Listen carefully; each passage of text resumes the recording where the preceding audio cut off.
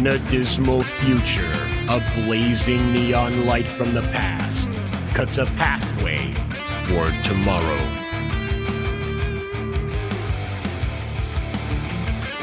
Bounding into comics and Brett R. Smith present Escape from the Future.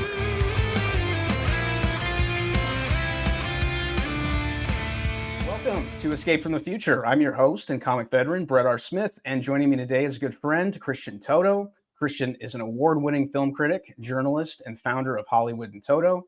He's the author of Virtue Bombs, How Hollywood Got Woke and Lost Its Soul, and hosts the Hollywood In Toto podcast. He also is a contributor to the Daily Wire, Newsbusters, Outkick, and Just the News. Christian, it's great to see you. Good to be here. Thanks for having me. Oh, absolutely. So you wrote a great column for Hollywood In Toto recently about the best films of 1999, which I really enjoyed. I usually spend my time thinking about the 80s, which creatively I think is a stronger decade from the standpoint of film. However, your column really got me thinking about how the 90s are no slouch, as Judge Schmales would say. I think a lot of the 80s kind of spills over into the 90s, which is why part why it's a strong decade for film, but I think there's more than that. And what do you think made the 90s such a strong decade for film, and especially in 1999? Well, you could argue that maybe the 1980s, like you said, set up the 90s from a cultural point of view. Some of the filmmakers were still going strong, but we had the emergence of M. Night Shyamalan, also Quentin Tarantino in the 1990s. That certainly helped. They had, every other movie was a Tarantino knockoff, which was not nearly as good as what he did, but that sensibility was important. But, I gravitated to 1999 just because the year had so many, not just good films, but iconic films. The Matrix, Office Space, The Sixth Sense, the Blair Witch Project. Those are movies that changed the culture, or at least changed Hollywood. And so it wasn't just a great year for movies. It was more than that. But just the number, I left out Fight Club on my list, and that probably should belong. Yeah. So I just wasn't as enamored with that one as other people are, but I get it. I understand how people, connect with it and how it resonates. But yeah, it just was an interesting decade. I did a story a while ago about the 80s versus the 90s and how the 90s lacked that cultural cohesion. I think because of cable TV, I think the rise of the internet, where you didn't have fashion styles that were really distinct and iconic, for better or worse. And we were being distracted. We weren't watching the same shows like we used to. But I think from a free speech point of view, it was a glorious time. We can only recognize it now because of what's going on in our culture today. We look back in the 90s and go, oh gosh, we could just do or say what we wanted. And even some of the 80s values that were, I'm no snowflake, but there are things in those movies that maybe you wouldn't want to do today. But I think we were growing as a society in the 90s where it just was a better place, so lots of things going on in the decade. Something you said in the article, it's kind of like the last decade where free speech reigned supreme. And it's kind of long before the politically correct and the woke mind virus would nearly infect every aspect of the entertainment industry. And I think that's right on the money. From the standpoint of a creative, I look back on it and I just think the studios gave the directors and the writers, I think, more creative freedom. I think it's kind of the last sort of real creative run that Hollywood had before they started checking off boxes and making sure this person's represented and, all this intersectionality and all this, BS basically. I also think the budgets were more under control at the time. I think when the budgets are under control, you get less studio notes, there's less pressure that, oh my gosh, if this movie bombs, you've lost $1 gazillion, where I think things were much more reasonable in the 90s at that point. I just think we were not there yet. That's a great point. I never thought about that from the standpoint of the budget, because the only time the studios ever really are interested in a film necessarily is if it's over budget and past the deadline. And I get that. I get that it's a corporate business and you don't want to lose an ungodly amount of money because the movie went over budget and is a flop. So, I think was it John Carter was such a huge flop in later years. And in the last couple of years, we've seen any number of colossal failures. Even the Ghostbusters movie from 2016, it really wasn't a flop. It made over 100 million, but because it cost so much and the expectations were so high, it just didn't work. Right, right. And that's one of the things that we've talked about is Mm. when you have these big $250 million, $300 million behemoths, there's a lot of risk. Mm. And when you do these mid-level type movies, these mid-level budgets, smaller stuff, maybe 90 million, Mhm. there's less risk. Yeah. And it seems like they used to spread their risk around on more movies with smaller budgets. Now it's all kind of one or two big budget blockbusters that everything is riding on. Hmm. And if this fails, then we're screwed. So I Yeah. think that's when you get all the people lifting their leg on it, sticking their fingers into it, trying to make sure that it's perfectly tuned to this demo or that demo. And that just destroys any type of creativity, creative freedom. I think it's that corporate mindset, which Yeah. is, this has got to be a hit. And that's not how you make art and entertainment. One recent movie that did what we wanted it to do as far as it is a smaller budget was The Creator. I think it was 85 million, and it looks like a $300 million movie. It's amazing what they did with it. Right. And that one didn't do well. I had some issues with the story, but it is original, it is fresh, it is provocative, and again, it looks great in a reasonable budget. But that one underperforming is not going to crush the studio because Right. A, it's Disney, but Right. also B, it's just not going to lose that much money. Yeah, there's some great films that you named off. A couple of them you mentioned, but these are the ones that stuck out for me. Bowfinger.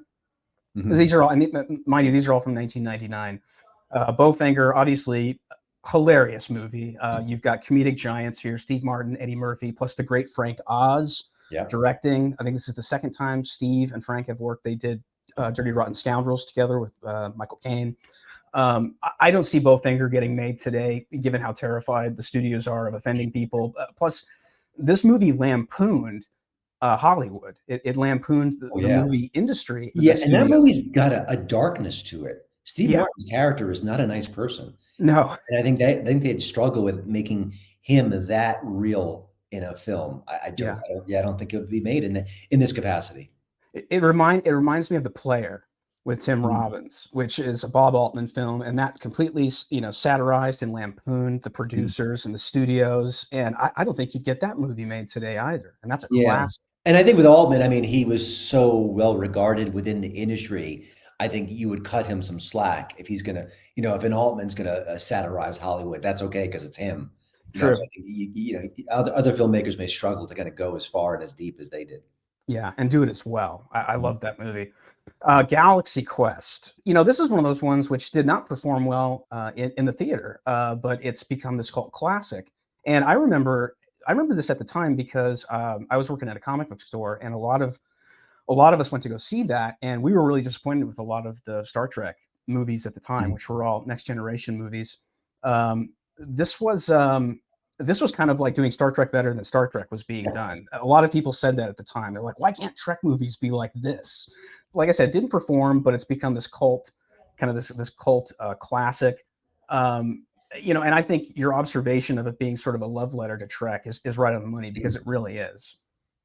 Yeah, I think the sincerity behind it Yeah. is one of the things that really does matter. I mean, a great cast too. My gosh, it's just Tim Allen, Sigourney Weaver, Alan Richmond, just so many people. But satire is funny when it's cruel and doesn't have the wit. It's really doesn't fire off. I think it's why Saturday Night Live has been so poor. One of the many reasons why the show is really not what it used to be is there's an anger and there's a propaganda arm there. Yeah. But I think what they did, I think these are people who had their hearts in the right places, loved the affection that people had for shows like this, Mhm. and then let that be their guiding light. And of course, they're making fun of it as well, for sure, no problem.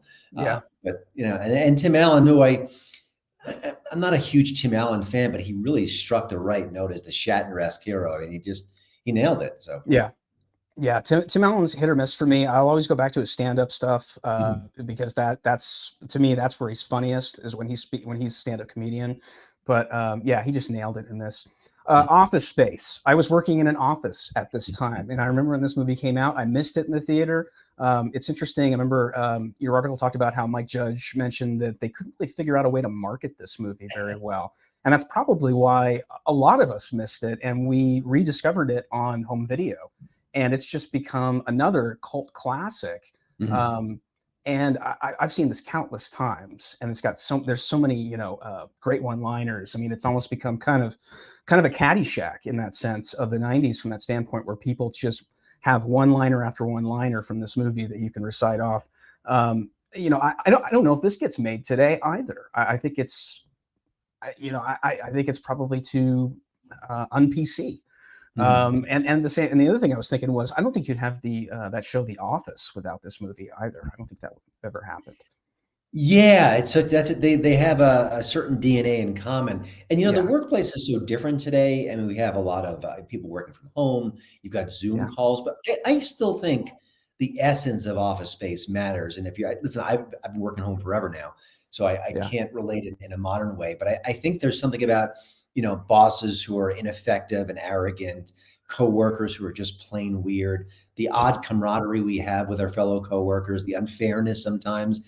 I yeah, think those things just don't go away. It just is what it is. So I yeah. think even if you watch it today, it's going to have some resonance. Yeah, absolutely. Yeah. Last is The Matrix, which I think maybe is the most important film of the decade. I think the Wachowskis, in a lot of ways, reinvented the not only action genre, but also the action Mhm. sci-fi genre with this film. It gave us visuals we'd never seen before, largely because of the bullet time camera, like you mentioned. Certainly rebooted Keanu Reeves's career. And I think it also probably made sci-fi as a genre more mainstream within pop culture. There haven't been many times where sci-fi has crossed over into pop culture. That's usually a pretty kind of impenetrable genre. But Mhm. this one, I think, crossed over. Not as big, maybe, but probably it had definitely had a reaction similar to Star Wars in that it spilled over into popular culture. And even if you weren't a sci-fi fan, you loved this movie and you went and saw it probably countless times. And it's interesting. I agree with everything you said, but it's also interesting that I think the some of the themes of the movie that society there that it's being we're being led into this world Mhm. that we're being told a certain narrative that maybe isn't true is suddenly I mean just it's too scary. It's too real at this point. I mean, I Yeah. think we've kind of co-opted the whole red pill from the film and how we looking past what we're asked to believe and to find out what we truly believe and what's the reality. You know, I guess it's accidental. It's happenstance that a movie 20 years ago or so gets it and gets it in a way that speaks to what we're living with right now. It's Yeah. it's it's almost spooky, but that's why pop culture matters. That's why you and I talk about it so much Mhm. because it isn't just a movie. It's more than that. And I think Matrix is certainly more than that. Oh yeah, and I think Blade Runner did the same thing in '82. Mhm. You wouldn't have The Matrix without Blade Runner, but both of those films kind of combined with 1984. I mean, there's so many elements of where we are today with Mhm. those films, and it's scary. It's not something that's necessarily comforting because these are all dystopian. These are Yeah. just dystopian sci-fi action thrillers. So there is that. Your list also got me thinking about the superhero films of the 90s. And because this is bounding into comics, I do want to mention the superhero flicks because I had forgotten there were some really strong superhero flicks. And of course, they laid the foundation, which sets us up to where we've had these 23 years now Mhm. of superhero movies, and now we're ironically enough experiencing superhero fatigue. And so without these films, we probably wouldn't be where we are today. And looking back, it surprised me how many strong superhero films we had in the 90s when the superhero genre just did not dominate Hollywood as it does today. No, um, there were kind of a bunch of one-offs. One yeah, quick comment about the 90s superhero movies. I think the groundwork was laid by 1989, which was Batman by Tim Burton. I think absolutely. he gave the genre some gravitas. I mean, it's not a perfect film. We could look back and pick it apart, but I think that just said, "Hey, wait a minute. These films can be serious. It can attract big stars. Mhm. It can be done with special effects that justify these great creations." So I think that bled into it, even though it wasn't a full-fledged MCU at that point. That set the tone in '89. Then you've got Batman Returns, which is the sequel, Tim Burton's sequel. Solid film for me. It just did not have enough Batman in it. I still love it. I think it's fantastic. I think Michelle Pfeiffer really steals it Oh, yeah, yeah. in a big way. We've also got the Rocketeer from Joe Johnson, which is possibly one of the best superhero movies of the '90s. It honors the source material. it sticks really close to Dave Stevens' comic book and has this perfect cast. And that's another film which aged beautifully, even considering it does not have CGI. It's all practical effects from ILM. And it just died at the box office. I just remember being a colossal dud, and it's a shame. But like some of the other films you just mentioned, just because they die at the box office doesn't always reflect the quality of the films. I mean, this one endures, and people love it. Teenage Mutant Ninja Turtles, the first one. This was an independent comic book that turned into a cartoon in the toy line that was larger than life, and then became a pop cultural phenomenon with the movie. You got Jim Henson, who came in, did the turtle suits. They still look fantastic all these years later. It was shot kind of dark, and I think that was to sort of couch some of the violence and the action, and also the suits. Yeah, we're talking no CGI. But again, they completely honor the source material. They sort of struck a nice tone between the comics and the cartoon. I still think this movie, again, it aged beautifully. This is one that did perform really well. This was a big hit. I think in 1990 this came out. One that I think I forgot about it myself. I was kind of prepping for this conversation. Mystery Men with Ben Stiller, Janeane Garofalo. That was an action comedy. It was a bit dark. It was a bit unusual. I don't think it was a hit. I don't remember it being a big box office, but I want to revisit that one because I think that's a fascinating film. Yeah, I forget what that was based off. I know that was based off a comic, but I missed that for some reason. It just, and I don't think I've ever watched it all the way through. But that's 1999, and I think that's the only superhero movie of 1999 that we got. Blade. At this point, I think we can say that Blade is the godfather of the MCU. This was a huge risk for Marvel at the time because this was a lesser-known character. This was an R-rated movie. I think it was Marvel's, might have been Marvel's, I think Punisher was R-rated with Dolph Lundgren. But this was a big movie to sink a bunch of money into that was going to be an R-rated film because everybody knows that they don't attract as many as your G and your PG type stuff. Yeah. But this gamble that they made really paid off because I think largely it had really strong creatives attached to it, like Wesley Snipes, obviously, David Goyer, who did the screenplay, and Stephen Norrington, and I think who directed it. This movie's held up really nicely. I also love Stephen Dorff. I thought he did a great job as the villain. Yeah, it's so fascinating reading the turmoil behind the scenes of the new Blade. I mean, they just can't get that. They can't get that sucker off the ground. And you think Mahershala Ali is a great actor. He's amazing. Choice.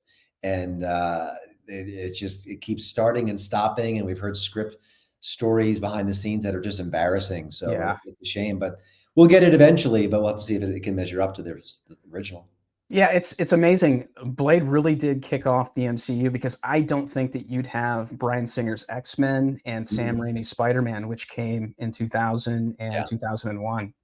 So honorable mentions here: The Crow, The Phantom, The Shadow, and Judge Dredd. And I think also Darkman. I think that was 1990. Which one was that? Darkman with Liam Neeson. That's right. That was Sam Raimi. Yeah. That was kind of his sort of Batman. I think that's sort of what he was trying to do there. Yeah, the effects were they have not aged well, but there was an energy. I mean, listen, Sam Raimi, everything he does, there's an energy and a vitality to it. Oh yeah. And Liam Neeson was such an interesting choice. You know, he's so big and massive and a good actor. Yes. And this sort of curious doomed figure. It was wonderful. Yeah, that's another one. I think they made a couple of those. I'm not sure if Raimi was attached, but he did the first. Yeah, I think they were kind of, if not direct to video-esque, spirit and soul. I never watched it. Okay, so switching topics, I wanted to discuss something that Chuck Dixon and I were talking about in our interview, and this is kind of a trend we're starting to see coming out of Hollywood, much to my surprise, but none too soon, which is the return of the straight male action star. Right now, some of the most successful TV shows feature male action leads. We've got Chris Pratt in Jack Carr's Terminal List series for Amazon Prime, Alan Rickson in Reacher from Amazon Prime, Sly Stallone in Tulsa King from Paramount. I'm going to throw in John Dutton and Rip and The Boys in Yellowstone from Paramount as well. On the big screen, we've got Tom Cruise, Maverick, Ethan Hunt, Top Gun, Mission Impossible. And then we've got Jason Statham coming up in The Beekeeper, and that's from David Ayer. And then something else Chuck and I were talking about is you have Jason starring in the upcoming Levon Cade films, written by Chuck, Sly is producing that with Jason. David Ayer is attached to direct. That's going to be a 3-picture deal, and they're going to start shooting that in spring. And then you got Marvel. I think the only superhero film we have for 2024 at this point is Deadpool 3. Yeah. And that's Ryan Reynolds and Hugh Jackman. And last but not least, and this is crazy, you've got Aaron Eckhart, who has now clocked in 3 mid-level action films in a year. You got Muzzle, Rumble Through the Dark, and now The Bricklayer with Rennie Harlan, who is no slouch. Rennie Harlan's a badass. I'd love to see a Rennie Harlan comeback.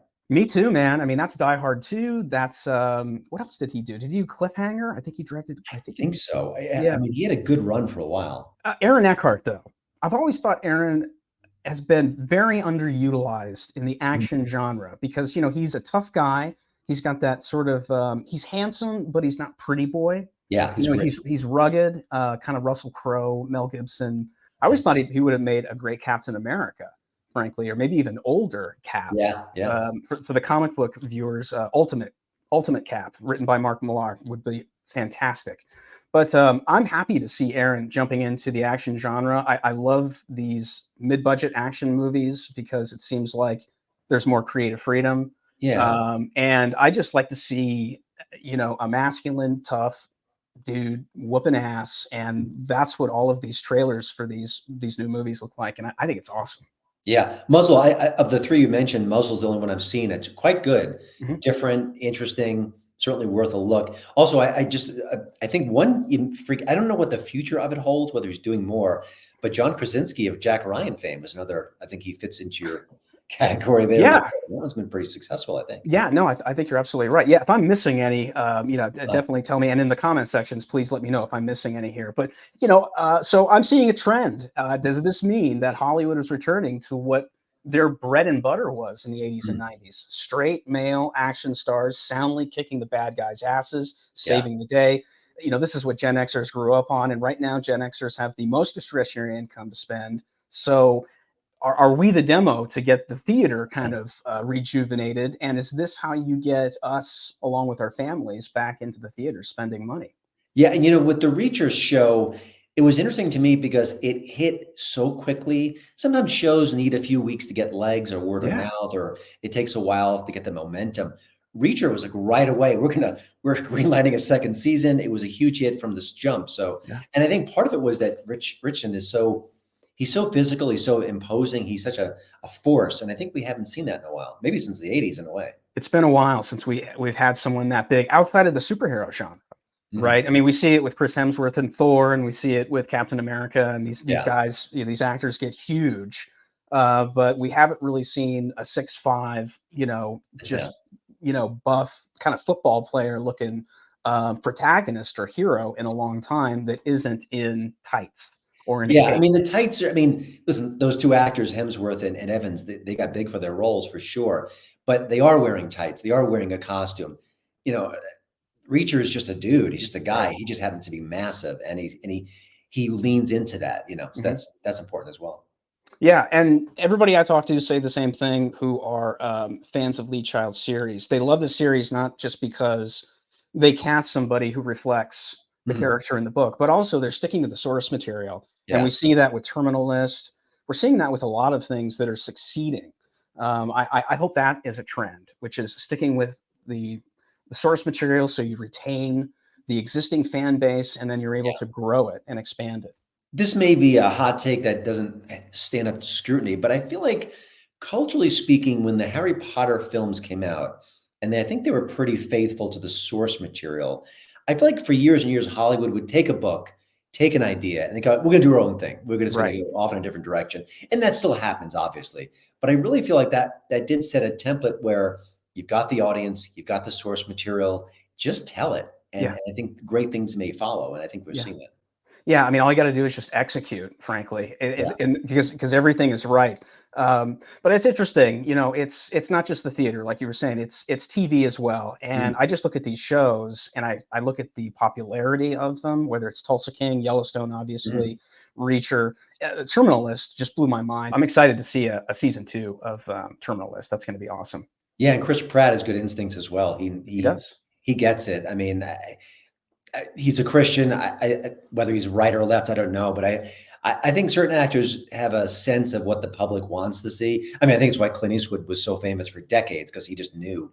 He knew us. He knew what we liked. And he's not perfect, but it's an amazing talent, above and beyond acting. Well, and the other thing I think I read was that Terminalist is going to get a second season, and then they're going to do a spin-off of Taylor Kitsch's character prequel before his demise at the end of Terminalist. Wow. Okay. Because I really like his character. I thought his character was awesome, and I like Taylor. I like Taylor a lot. I think he's a great actor. I think John Carter, I think, kind of sort of ruined him. I think he got part of the blame, which he was completely blameless. He's just the talent that they hired. But he should be doing more, I think. Yeah, he's an actor I dismissed initially as a pretty boy. And then I started to watch him as work. I'm like, oh no, same here. He's got some chops. So he does. Yeah, he is kind of a pretty boy, but we'll give him a pass because he makes a good action star. It's funny because we're talking about the 90s being the last woke-free decade, and you wrote a book which gives the perfect perspective on how Hollywood descended into the madness, which is the woke mind virus. It's called Virtue Bombs: How Hollywood Got Woke and Lost Its Soul. Tell our viewers about that book. Yeah, it's funny. Someone approached me to write a book, and they asked what I wanted to write about. And that was the first thing that came to mind, the only thing that came to mind. And it just looks at how, listen, you could say it's a political book, and I'm a right of center, so, guilty as charged, but it really shouldn't be seen from a political lens. It's a cultural lens. It's an ideological lens, and in a cultural context. And it's about how this whole woke situation impacts storytelling, where if you're an artist and you want to write a story, and all of a sudden you go, okay, can I do that character in that fashion? What does that mean? What does that say? What is the representation involved? And you get kind of down this rabbit hole of not being able to say what you want to say or share what you want to share. And it really does impact a lot of content. And I focus a lot on the comedic side of things. I spoke to different comedians for the book about their take on it. And it's devastating. I mean, comedians often, push us in uncomfortable directions, but through humor, they make us see things in a different way. I think Dave Chappelle is a genius at that. I mean, he'll say things that I'll just recoil at and say, I don't agree with that. And then the bit goes on and I'm like, wait a minute. Oh, that's where he's going with this. And even if I still don't agree with it, he led me down a path that maybe challenged my points of view. That's great as far as art is concerned. That's what art should be doing at times. And so it's all about that. And, I every time I think we're breaking free of these woke chains, there are more that are placed upon us. So I don't have any sort of positive prognosis, but I'm hopeful that things will improve in the near future. And I think when you see these renegade projects and these indie endeavors that really hit the mark, I think that puts pressure on this whole woke mindset where the studio's like, wait a minute, are we losing a lot of money here? And can we afford to lose a lot of money here? I think that's where the change will happen. Yeah, and it's how much talent are they losing out on too? Michael Mann's got this Ferrari movie coming out here at the end of the week, and this was a small film. I'm not sure how small the budget was, but it's being put out by an independent studio, and I'm sure they've got distribution probably through mainstream sources because it's Michael Mann. But he did not make this within the studio system, and I just think to myself, are we going to see maybe more large directors, auteurs jump ship? I mean, Ridley did Napoleon with Apple Films. Do you think that's going to be a trend where maybe there's more creative freedom with some of these smaller studios? I would think so. I think you can do more on screen without the budgets of, 20, 30 years ago, or even 10 years ago. Listen, there's also I want to make Napoleon. I need an endless budget. Apple's got endless money for me. I'm going to team up with them. Right. But yeah, I mean, I think the more avenues these storytellers have, the better off we all are. And if, I point to the Daily Wire, no one would touch a movie like Lady Ballers, which is commenting on trans women in sports. So they did it on their own. They spent $7 million. They recruited all their pundits to star in the movie because no one would even act in it. Yeah. According to Jeremy Boring, even like canceled right of center actors were like, yeah, no, I'm good. I can't do this. But, they should do this. And listen, no matter where you stand on the issue, we should be able to talk about it, joke about it, explore it, and debate it. And I think, if all the major studios clam up and won't let those conversations happen, then we've got all these indie venues that will. Mhm. Good for them. Yeah, yeah, I agree. It's going to happen somewhere, and I don't think you're going to stop people like Yeah. Michael Mann from telling a story that he wants to tell, whether it's with a large studio or a small one. And it So really is the shame of a big studio that you don't want to sign on with the Michael Mann and say, hey, I know this may be a smaller project, but we want to be in the Michael Mann business, as they often would say, yeah, back in the day. So no, it's just yeah, that an indie studio had to kind of rise up and take his. We'll see. no. There was a time where the studios were like, Michael Mann wants to make a film, Ridley Scott wants to make a film. Yeah, Where do I sign up? How much? that's it. Because like you said, we want to be in the business of guys like Peter Weir. I mean.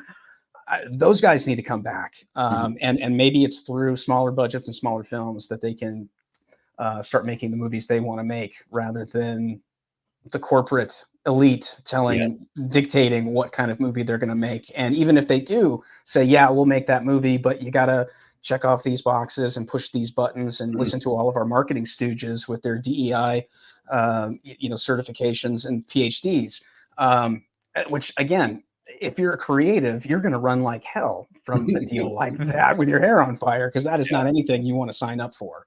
I always think that the major studios, if they want to cut their budgets in half, just hire one indie director who has made movies on a shoestring, and he or she will say, don't need that, cut that corner. And they would just guide the budget and slice it and dice it. And I think you'd have the same movie, honestly. Well, look at all those guys that came out of the 60s and the 70s working for Roger Corman and doing all those B movies and really learning to do more with less. Yeah, yeah. I mean, Paul Verhoeven said they had to do more with less on RoboCop. Ridley Scott said the same thing on Blade Runner. All these guys never get exactly what they want, and sometimes that's when your most creative work comes forward. Yeah, and then you don't need a product placement mid-movie just to cut cut some of the costs. Yeah. I mean, I don't mind product placement unless it's done really well. So I was watching Rambo 2 the other day, and they obviously had to deal with Coca-Cola, because they got a Coca-Cola machine in like almost every shot. They're drinking Coca-Cola, they're pouring it into a glass. It's almost like borderline Wayne's World, where it's like, here, take 2 of these. Ah, new print, little, yellow, different. I just watched Leave the World Behind on Netflix, which I liked more than a lot of my conservative peers, but there's one shout out to Starbucks, which comes out of the blue. And it was so obvious. I thought, okay, this is going to factor into the story. Oh no, it's just a shout out to Starbucks. It's just a shout out to Starbucks.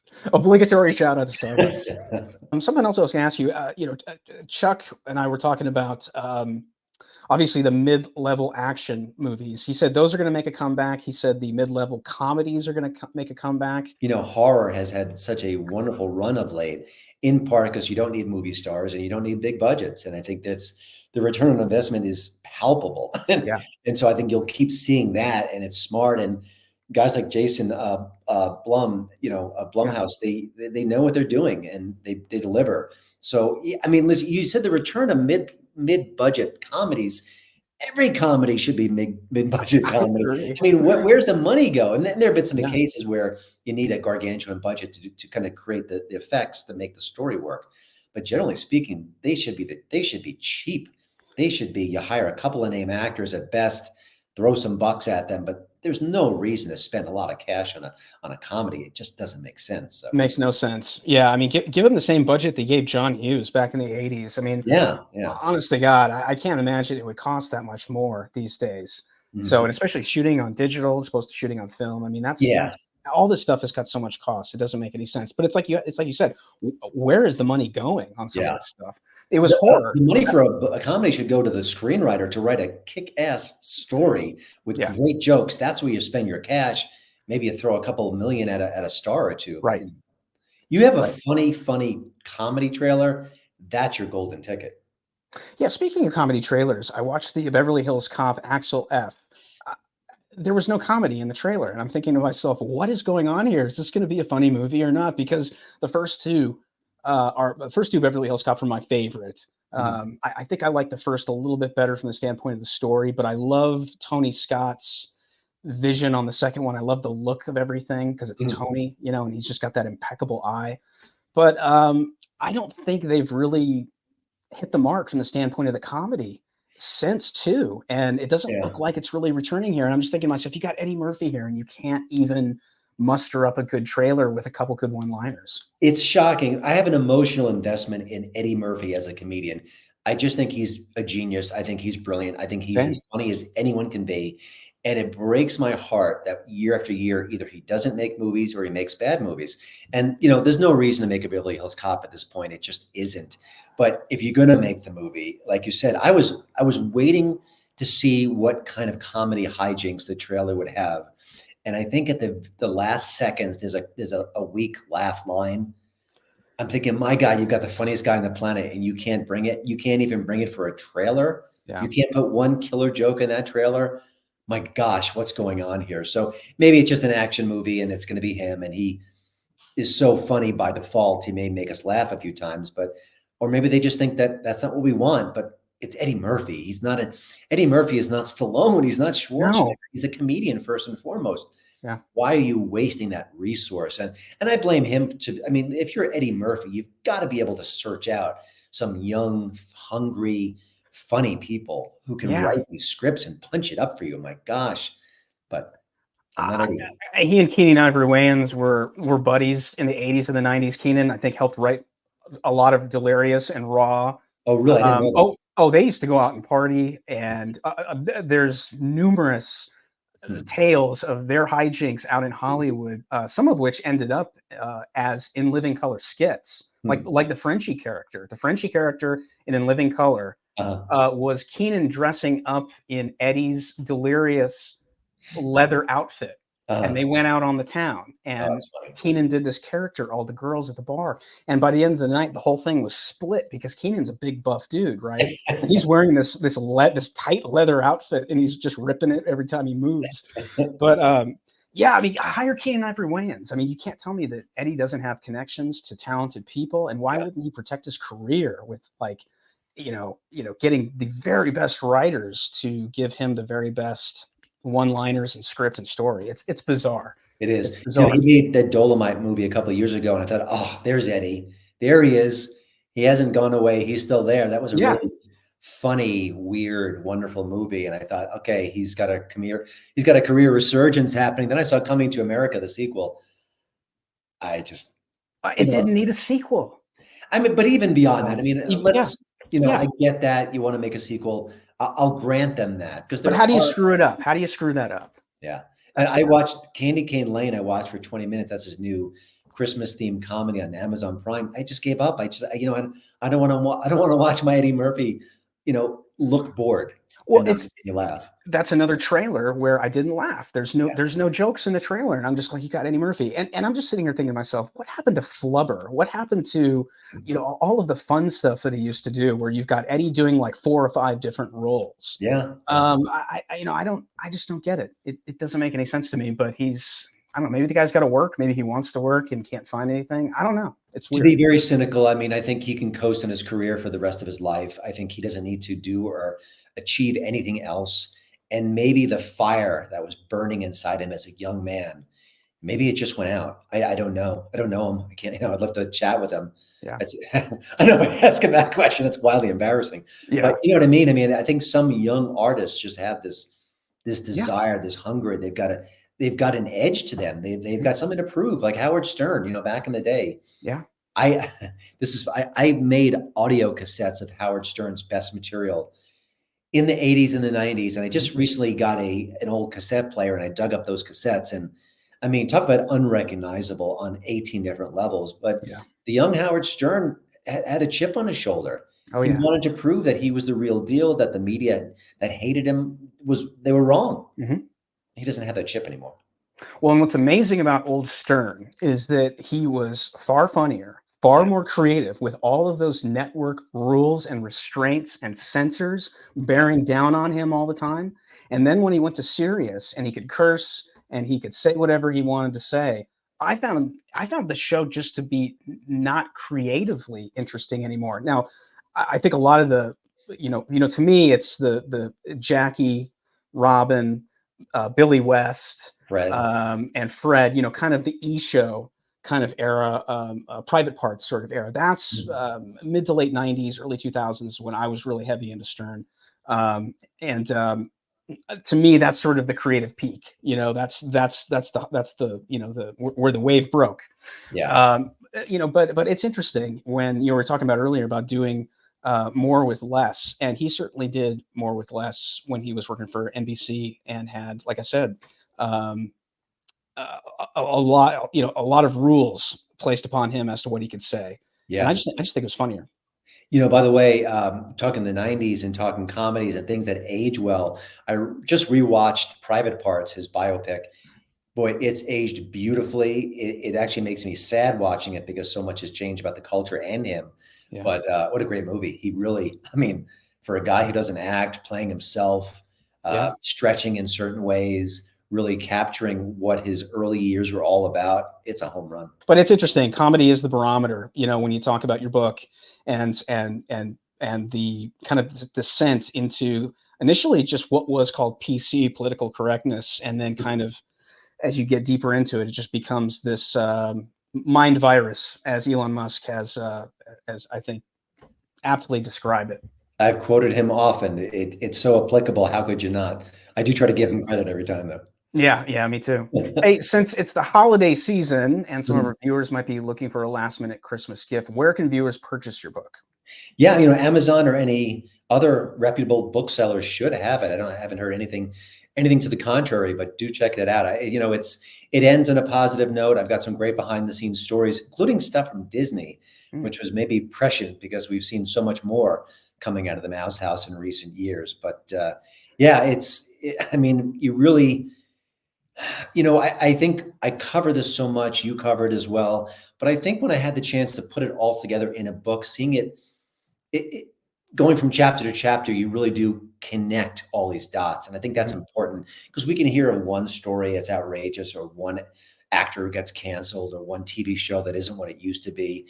But when you see it all combined, you think this is significant. This is serious.